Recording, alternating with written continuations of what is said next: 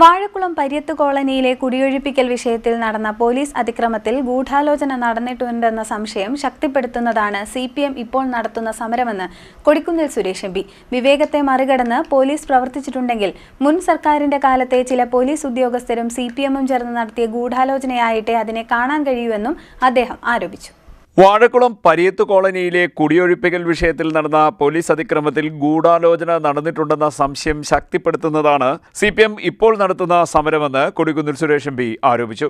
14 തവണ സുപ്രീം കോടതി വിധി നടപ്പാക്കാനെത്തിയ പോലീസ് ഇതുവരെ സംയമനത്തോടെ പെരുമാറിയ സാഹചര്യത്തിൽ പുതിയ സർക്കാർ വകുപ്പ് വിഭജനം പൂർത്തിയാക്കി ആഭ്യന്തരമന്ത്രി ചുമതലയേറ്റ് മണിക്കൂറുകൾക്കുള്ളിൽ തന്നെ ഇത്ര വലിയ സന്നാഹത്തോടെ പോലീസ് എത്തിയ അതിക്രമം അഴിച്ചുവിട്ടത് ഗൗരവമായി പരിശോധിക്കപ്പെടേണ്ട വിഷയമാണെന്നും എം.പി. പറഞ്ഞു. ഇത്തരം വിഷയങ്ങളിൽ പുതിയ സർക്കാരിന്റെ നിലപാടും സമീപനവും മനസ്സിലാക്കാനുള്ള വിവേകം പോലീസിനുണ്ടാകും എന്നത് സ്വാഭാവികമാണ്.